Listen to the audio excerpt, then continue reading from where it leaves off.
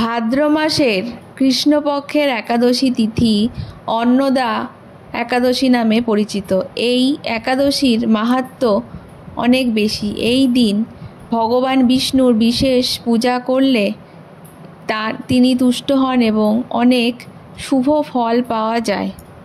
এই অন্নদা একাদশী পালনের জন্য সকাল সকাল উঠে স্নান সেরে পরিষ্কার বস্ত্র পরিধান করুন, ব্রতের সংকল্প করুন এবং ভগবান বিষ্ণুর নাম স্মরণ করুন। একাদশীর দিন সম্পূর্ণ নিরামিষ আহার গ্রহণ করতে হবে এবং উপবাস রাখতে হবে। নির্জলা উপবাস হলে খুব ভালো হয়।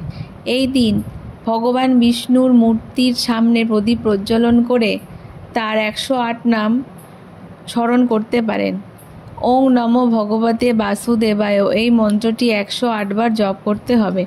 ভগবদ গীতার পাঠ করতে পারেন। একাদশীর দিন পেঁয়াজ, রসুন, মাছ, মাংস, ডিম ইত্যাদি খাদ্য গ্রহণ করা উচিত নয়।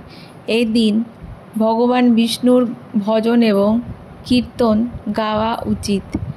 রাত্রি জাগরণের জন্য আপনারা প্রার্থনা এবং জপ করতে পারেন।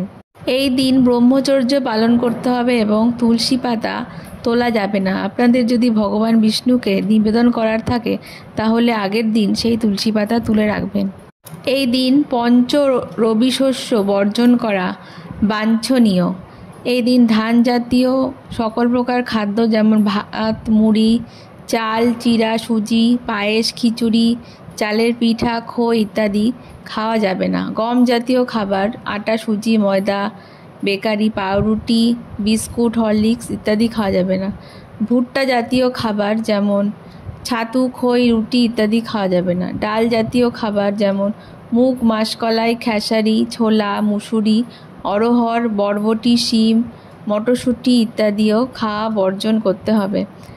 এছাড়া সর্ষের তেল, তিলের তেল, সয়াবিন তেল ইত্যাদি বর্জন করতে হবে। এই 5টি জিনিস পঞ্চ রবি শস্যের মধ্যে পড়ে। এছাড়া এই দিন মদ্যপান, চা, কফি ইত্যাদি নেশা জাতীয় দ্রব্য খাওয়া থেকে বিরত থাকতে হবে। অবশ্যই খেয়াল রাখবেন যাতে একাদশীর দিন কোনোভাবে আপনার শরীর থেকে রক্ত না ঝরে। আর এই দিন মাথায় প্রসাধনী জিনিস, তেল, সাবান, শ্যাম্পু ইত্যাদি দেওয়া নিষিদ্ধ। এছাড়া এদিন যে কোনো রকম ক্ষৌরকর্ম অর্থাৎ চুল, দাড়ি, নখ ইত্যাদি কাটা থেকে বিরত থাকতে হবে। ব্রতের আগের দিন অর্থাৎ দশমীর দিন একবার আহার করার বিধান রয়েছে।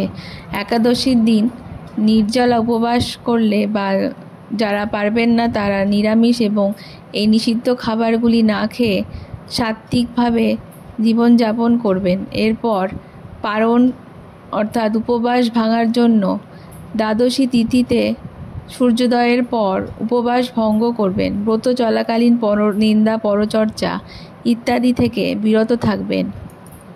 এই দিন আপনারা ফল, সবজি সেদ্ধ করে তাতে সৈন্ধব লবণ দিয়ে খেতে পারেন।